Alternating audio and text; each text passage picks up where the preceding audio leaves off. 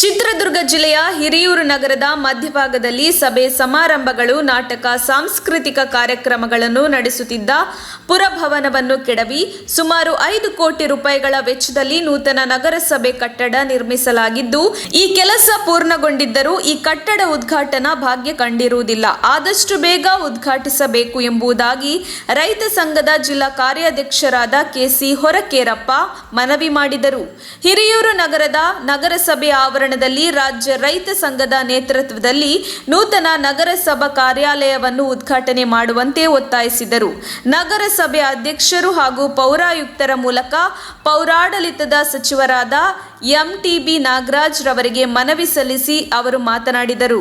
ಈ ಸಂದರ್ಭದಲ್ಲಿ ನಮ್ಮ ತುಮಕೂರು ಮಾಧ್ಯಮದ ಮೂಲಕ ಮಾತನಾಡಿದ ಕರ್ನಾಟಕ ರಾಜ್ಯ ರೈತ ಸಂಘದ ಜಿಲ್ಲಾ ಕಾರ್ಯಾಧ್ಯಕ್ಷರಾದ ಕೆಸಿ ಹೊರಕೇರಪ್ಪ, ಈ ನೂತನ ಕಟ್ಟಡ ಉದ್ಘಾಟನೆಗೆ ಪೀಠೋಪಕರಣಗಳು ಹಾಗೂ ಲಿಫ್ಟ್ ಅಳವಡಿಸುವ ಸಬೂಬು ಹೇಳುತ್ತಾ ಕಾಲಹರಣ ಮಾಡುತ್ತಿರುವ ಅಧಿಕಾರಿಗಳ ನಡೆ ನಾಗರಿಕರಲ್ಲಿ ಅನುಮಾನ ಮೂಡಿಸುತ್ತಿದ್ದು, ನಗರಸಭೆ ಆಡಳಿತ ಮಂಡಳಿ ಹಾಗೂ ತಾಲೂಕಿನ ಜನಪ್ರತಿನಿಧಿಗಳು, ನಾಗರಿಕರು ಹಾಗೂ ನಗರಾಭಿವೃದ್ಧಿ ಹಿತದೃಷ್ಟಿಯಿಂದ ಇಚ್ಛಾಶಕ್ತಿ ಪ್ರದರ್ಶಿಸಿ ನೂತನ ನಗರಸಭಾ ಕಾರ್ಯಾಲಯ ಆಡಳಿತ ಮಂಡಳಿ ಹಾಗೂ ಸಾರ್ವಜನಿಕರ ಉಪಯೋಗಕ್ಕೆ ನೀಡಬೇಕು ಎಂದರು. ಇನ್ನು 1 ತಿಂಗಳ ಒಳಗಾಗಿ ನಗರಸಭೆ ಕಟ್ಟಡವನ್ನು ಉದ್ಘಾಟನೆ ಮಾಡಿ ಲೋಕಾರ್ಪಣೆ ಮಾಡದೆ ವಿಳಂಬ ನೀತಿ ಅನುಸರಿಸಿದರೆ ಕರ್ನಾಟಕ ರಾಜ್ಯ ಸಂಘದ ತಾಲೂಕು ಘಟಕದ ನೇತೃತ್ವದಲ್ಲಿ ಮತ್ತು ಪುರಪಿತೃಗಳ ನೇತೃತ್ವದಲ್ಲಿ ನಗರಸಭೆ ಕಚೇರಿಗೆ ಬೀಗ ಹಾಕಿ ಕಚೇರಿಯ ಮುಂಭಾಗದಲ್ಲಿ ಅನಿರ್ದಿಷ್ಟಾವಧಿ ಧರಣಿ ಸತ್ಯಾಗ್ರಹ ಹಮ್ಮಿಕೊಳ್ಳುವುದಾಗಿ ರಾಜ್ಯದ ಪೌರಾಡಳಿತ ಸಚಿವರಿಗೆ ಅವರು ಎಚ್ಚರಿಕೆ ನೀಡಿದರು. ಮುಖಂಡ ಸಿದ್ದಪ್ಪ ಮಾತನಾಡಿ, ಈ ಹಿರಿಯೂರು ನಗರಸಭೆ ನೂತನ ಕಟ್ಟಡವು 5 ಕೋಟಿ ವೆಚ್ಚದಲ್ಲಿ ನಿರ್ಮಾಣಗೊಂಡಿದ್ದು, ಆದರೆ ಉದ್ಘಾಟನೆ ಮಾತ್ರ ಕಾಣಲು ಸಾಧ್ಯವಾಗುತ್ತಿಲ್ಲ. ರೈತ ಸಂಘದಿಂದ ನೀಡಿರುವ 1 ತಿಂಗಳ ಕಾಲಾವಧಿಯಲ್ಲಿ ಲೋಕಾರ್ಪಣೆ ಮಾಡದೆ ವಿಳಂಬ ನೀತಿ ಅನುಸರಿಸಿದ್ದಲ್ಲಿ ಕರ್ನಾಟಕ ರಾಜ್ಯ ರೈತ ಸಂಘವು ನೀಡಿದ ಮನವಿಯಂತೆ ಹಿರಿಯೂರು ನಗರಸಭೆ ಕಚೇರಿಗೆ ಬೀಗ ಹಾಕಿ ಮುಷ್ಕರ ಮಾಡಲಾಗುವುದು ಎಂದು ತಿಳಿಸಿದರು. ಪ್ರತಿಭಟನೆ ಉದ್ದೇಶಿಸಿ ಕರ್ನಾಟಕ ರಾಜ್ಯ ರೈತ ಸಂಘದ ಮಹಿಳಾ ಅಧ್ಯಕ್ಷರಾದ ವಿ ಕಲ್ಪನಾ ಹಾಗೂ ಇಂದಿರಾ ಗಾಂಧಿ ಅಭಿಮಾನಿ ವೇದಿಕೆಯ ಸಂಸ್ಥಾಪಕ ಹಾಗೂ ರಾಜ್ಯಾಧ್ಯಕ್ಷರಾದ ರಂಗಪ್ಪ ಯಾದವ್ ನಮ್ಮ ತುಮಕೂರು ಮಾಧ್ಯಮದ ಜೊತೆಗೆ ಮಾತನಾಡಿ ಈ ಬೃಹತ್ ಪ್ರತಿಭಟನೆಗೆ ಬೆಂಬಲ ನೀಡಿದರು. ಈ ಸಂದರ್ಭದಲ್ಲಿ ನಗರಸಭಾ ಸ್ಥಾಯಿ ಸಮಿತಿ ಅಧ್ಯಕ್ಷ ಅಜಯ್ ಕುಮಾರ್, ರೈತ ಸಂಘದ ಜಿಲ್ಲಾ ಕಾರ್ಯದರ್ಶಿ ಲಕ್ಷ್ಮೀಕಾಂತ್, ತಾಲೂಕು ಮಹಿಳಾ ಘಟಕದ ಅಧ್ಯಕ್ಷರಾದ ಕಲ್ಪನಾ, ಯುವ ಘಟಕದ ಅಧ್ಯಕ್ಷರಾದ ಚೇತನ್ ಯಳನಾಡು, ರೈತ ಮುಖಂಡರಾದ ಮೇಟಿಕುರ್ಕೆ ತಿಪ್ಪೇಸ್ವಾಮಿ, ಶ್ರೀಮತಿ ತಿಮ್ಮಕ್ಕ, ಪ್ರಭು ಯಾದವ್, ಸಿದ್ದಪ್ಪ, ವಿಎಚ್ ರಾಜು, ಬ್ಲಾಕ್ ಕಾಂಗ್ರೆಸ್ ಅಧ್ಯಕ್ಷ ಕಾದಿ ರಮೇಶ್, ಗುರುಪ್ರಸಾದ್, ದಾದಾಫಿರ್, ಬಿಪಿ ಉಮಾಪತಿ, ಎಂ ರಂಗಪ್ಪ ಯಾದವ್, ದೇವರಾಜ್ ಇತರರು ಉಪಸ್ಥಿತರಿದ್ದರು. ವರದಿ ಮುರಳೀಧರನ್ ಆರ್, ಚಿತ್ರದುರ್ಗ.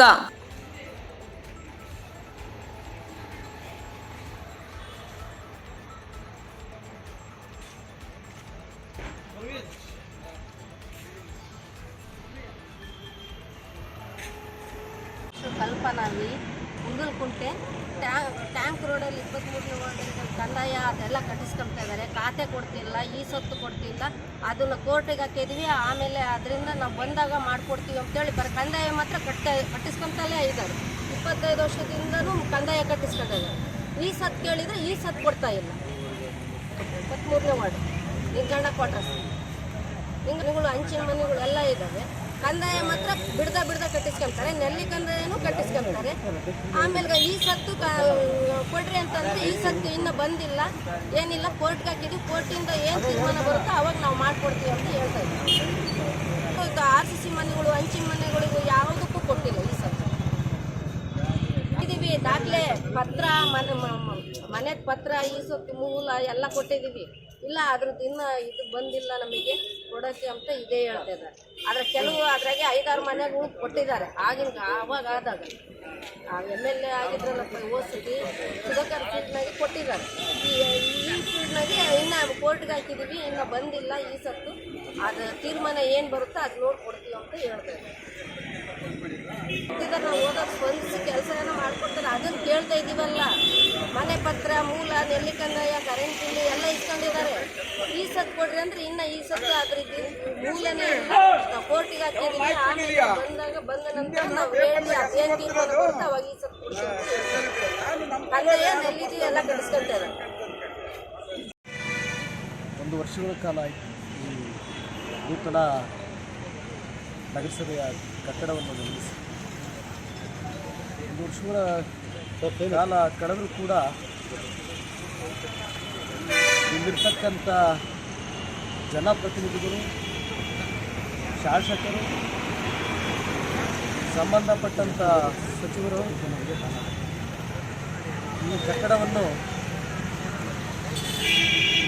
ಉದ್ಘಾಟನೆ ಮಾಡಲಿಕ್ಕೆ ಮೀನಾವೇಶ ನಡೆಸ್ತಿದ್ದಾರೆ. ಈ ತಿಂಗಳೊಳಗಡೆ ಏನು ನಮ್ಮ ರೈತ ಸಂಘದ ಅಧ್ಯಕ್ಷರಾದಂಥ ವರ್ಕೇರಪ್ಪನವರು ಕೊಟ್ಟಿರ್ತಕ್ಕಂಥ ಗುಡುವನ್ನು ಈ ತಿಂಗಳೊಳಗಡೆ ಉದ್ಘಾಟನೆ ಮಾಡಲಿಲ್ಲ ಅಂತಂದರೆ ಮುಂದಿನ ದಿನಮಾನಗಳಲ್ಲಿ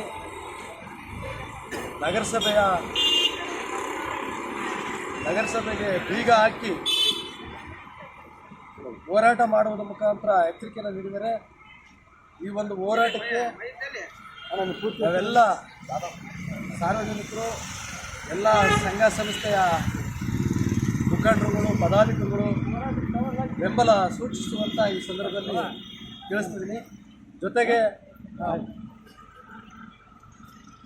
ಕೆಲವು ಪಬ್ಲಿಕ್ ಜನ ನಮ್ಮ ಗಮನಕ್ಕೆ ತಂದಿರತಕ್ಕಂಥ ವಿಚಾರ ಏನಪ್ಪ ಅಂತಂದರೆ, ಈ ಸತ್ತು ನಾವು ಮಾಡಿಸ್ಕೊಳ್ಲಿಕ್ಕೆ ಹಣವನ್ನು ತಗೊಂಡಿದ್ದಾರೆ.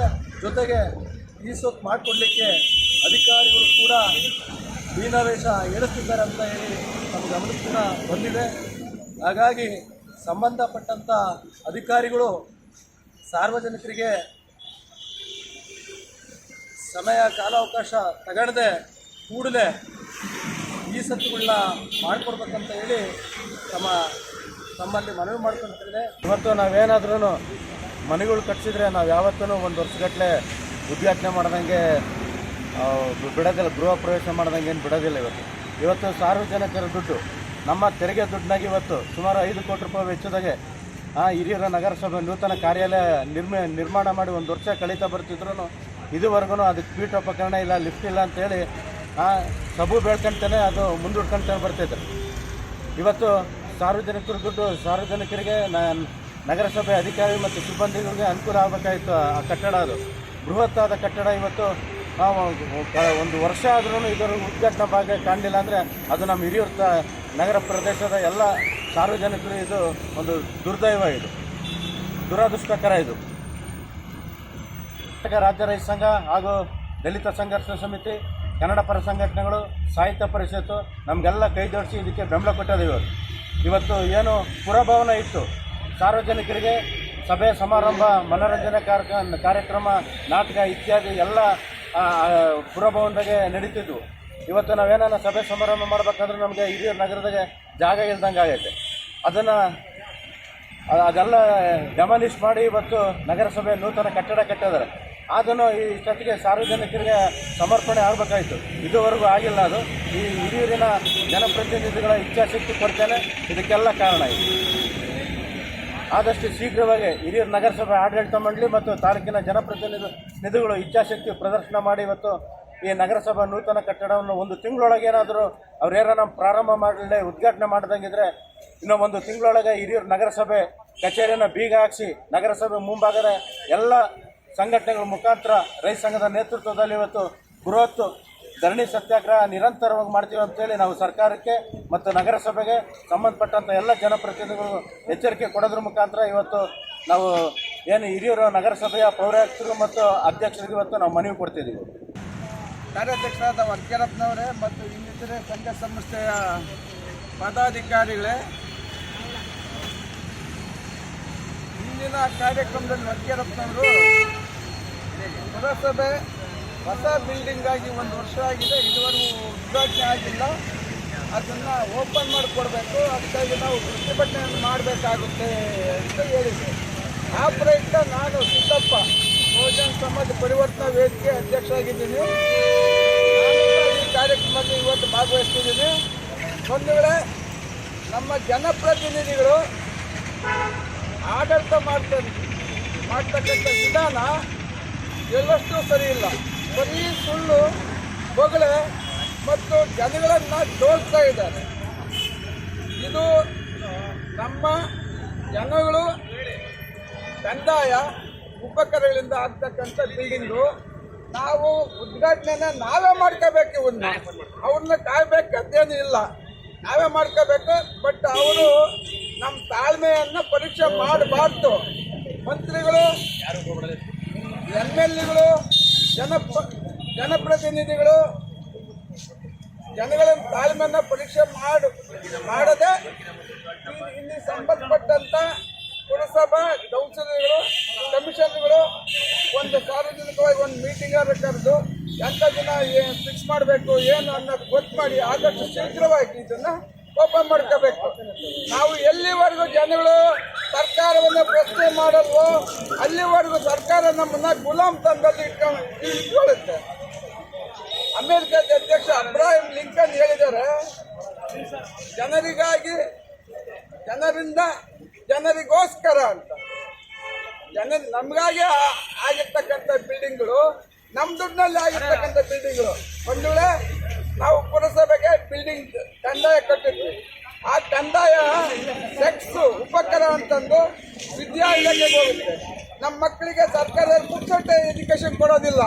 ನಾವು ಕಂದಾಯ ರೂಪದಲ್ಲಿ ಕಟ್ಟಿದ ದುಡ್ಡು 1,000 ರೂಪಾಯಿ ಕಂದಾಯ ಕಟ್ಟಿರೋ 10 ರೂಪಾಯಿ ವಿದ್ಯಾಲಯಕ್ಕೆ ಹೋಗ್ತೈತೆ, 15 ರೂಪಾಯಿ ಎಜುಕೇಶನ್ ಡಿಪಾರ್ಟ್ಮೆಂಟ್ಗೆ ಹೋಗ್ತೈತೆ, ಎಜುಕೇಶನ್ ಡಿಪಾರ್ಟ್ಮೆಂಟ್ಗೆ, ಮತ್ತು ಹೆಲ್ತ್ ಡಿಪಾರ್ಟ್ಮೆಂಟ್ಗೆ ಹೋಗ್ತೈತೆ. ಒಂದು ವೇಳೆ ಚಿತ್ರದುರ್ಗದಲ್ಲಿ ನಿರಾಶ್ರಿತರ ಆಶ್ರಯ ಅಂತ ಮಾಡಿದ್ದಾರೆ, ಬೆಕ್ಕರ್ ರಿಲೀಫ್ ಫಂಡ್ ಅಂತ, ಅದಕ್ಕೂ ಸಹ ನಾವು ದುಡ್ಡು ಕೊಡ್ತೀವಿ. ಬೀದಿನಲ್ಲಿ ಯಾರು ಭಿಕ್ಷಕರಿದ್ರೆ ದಯವಿಟ್ಟು ನೀವು ಅವ್ರಿಗೆ ಭಿಕ್ಷೆ ಕೊಡಬೇಡ್ರಿ. ಭಿಕ್ಷಕರು ದೇಶ ಮಾಡಬಾರ್ದು. ಅವ್ರನ್ನ ಬೆಕ್ಕರಿ ರಿಲೀಫ್ ಫಂಡ್ ಕಟ್ಟಡಕ್ಕೆ ಸೇರಿಸ್ಬೇಕು. ಹಿಂಗೆ health tax, library tax, reservation ತಾಂಡ ಅಂತಂದು ಬರೀ ದೂಷಣೆ ಮಾಡ್ತಾರೆ. ಈ ದೂಷಣೆ ಮಾಡೋದು ಬಿಡಬೇಕು. ವೋಟ್ ಮಾರ್ಕೆ ಮತ್ತು ಬಿಟ್ಟು ಸಮರ್ಥವಾದ ಅಭ್ಯರ್ಥಿನ ಆಯ್ಕೆ ಮಾಡ್ಕೊಳ್ಬೇಕು. ಈಗ ಬಿಲ್ಡಿಂಗ್ ಓಪನ್ ಮಾಡ್ಕೊಳ್ಳೋ ವಿಚಾರವಾಗಿ KC ವರ್ಕೇರಪ್ಪನವರು ಒಂದು ಗಡುವು ಕಟ್ಟಿದ್ದಾರೆ. ಏನಪ್ಪ ಗಡುವು? ಮುಂದಿನ ದಿನಗಳಲ್ಲಿ ಮಾಧ್ಯಮದವರು, ಇನ್ನು ಮುಂದಿನ ದಿನಗಳಲ್ಲಿ ಪುರಸಭೆಯವರು, ನಗರಸಭೆಯವರು ಇನಾಗ್ರೇಷನ್ ಮಾಡಿಕೊಡ್ಲಿಲ್ಲ ಅಂದರೆ ನಾವು ನಮ್ಮ ಜನ ಸಂಘಟನೆಗಳು ಮತ್ತು ಇತರೆ ಪಕ್ಷಗಳು, ಹೋರಾಟಗಾರರು ಎಲ್ಲ ಸಾರ್ವಜನಿಕರೆಲ್ಲ ಸೇರ್ಕೊಂಡು ನಗರಸಭೆಗೆ ಬೀಗವನ್ನು ಹಾಕಬೇಕಂತ ಕಾರ್ಯಕ್ರಮವನ್ನು ಹಮ್ಮಿಕೊಂಡಿದ್ವಿ. ಇಷ್ಟು ಮಾತಾಡಲು ನನಗೆ ಅವಕಾಶ ಮಾಡಿಕೊಟ್ಟಂತ ನಿಮ್ಗೆ ಎಲ್ಲರಿಗೂ ವಂದಿಸಿ ನನ್ನ ಮಾತುಗಳಿಗೆ ಮುಕ್ತಾಯ ಮಾಡ್ತಾ ಇದ್ದೀನಿ. ಜೈ ಭೀಮ್, ಜೈ ಭಾರತ್, ಜೈ ಭೀಮ್, ಜೈ ಭಾರತ್. ಆಗಲೇ ಏನು ಕರ್ನಾಟಕ ರಾಜ್ಯ ರೈತ ಸಂಘಗಳು ಈಗ ನಮಗೆ ಮನವಿ ಕೊಟ್ಟಿದ್ದಾರೆ. ಆ ಮನವಿಯ ಒಂದು ಒಳ್ಳೆ ಬೆಳವಣಿಗೆ. ಆದರೆ ಸುಮಾರು ದಿನಗಳಿಂದ ಕಟ್ಟಡ ಏನು ಮುಕ್ತಾಯಾಗಿ ಅದು ಉದ್ಘಾಟನೆ ಆಗದೇ ಇರುವುದಂಥದ್ದು ಅದು ಸರ್ಕಾರದ ಗಮನಕ್ಕೂ ಸಹ ತಂದಿದ್ದೇನೆ.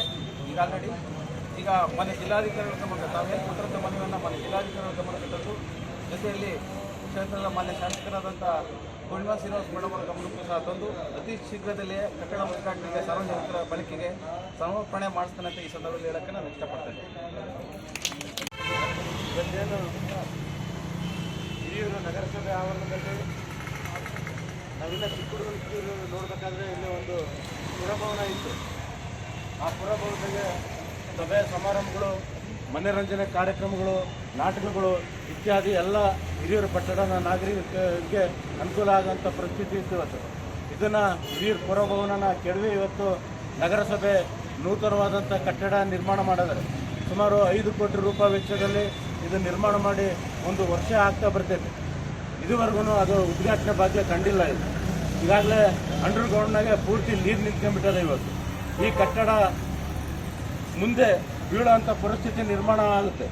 ಆದಷ್ಟು ಶೀಘ್ರವಾಗಿ ಏನು ಹಿರಿಯೂರು ನಗರಸಭೆ ಆಡಳಿತ ಮಂಡಳಿಯವರು ಮತ್ತು ಹಿರಿಯೂರಿನ ಜನಪ್ರತಿನಿಧಿಗಳು ಆದಷ್ಟು ಶೀಘ್ರವಾಗಿ 1 ತಿಂಗಳು ಒಳಗಾಗಿ ಈ ಒಂದು ಕಟ್ಟಡನ ಸಾರ್ವಜನಿಕರ ಉಪಯೋಗಕ್ಕಾಗಿ, ನಗರಸಭೆ ಅಧಿಕಾರಿ ಮತ್ತು ಸಿಬ್ಬಂದಿಯವರ ಉಪಯೋಗಕ್ಕಾಗಿ ಏನಾದರೂ 1 ತಿಂಗಳೊಳಗೆ ಉದ್ಘಾಟನೆ ಭಾಗ್ಯ ಕಾಣಲಿಲ್ಲ ಅಂದರೆ ಹಿರಿಯೂರು ನಗರಸಭೆಯನ್ನು ಬೀಗ ಹಾಕಿಸಿ ಇನ್ನು 1 ತಿಂಗಳೊಳಗೆ ಇಲ್ಲೇ ಅನಿರ್ದಿಷ್ಟವಾದ ಧರಣಿ ಸತ್ಯಾಗ್ರಹ ಕೈಗೊಳ್ತೀವಿ ಅಂತ ಇವತ್ತು ನಾವು ಸರ್ಕಾರಕ್ಕೆ ಎಚ್ಚರಿಕೆ ಕೊಡೋದ್ರ ಮುಖಾಂತರ ಒಂದು ಮನವಿ ಮಾಡ್ತಾ ಇದ್ದೀವಿ.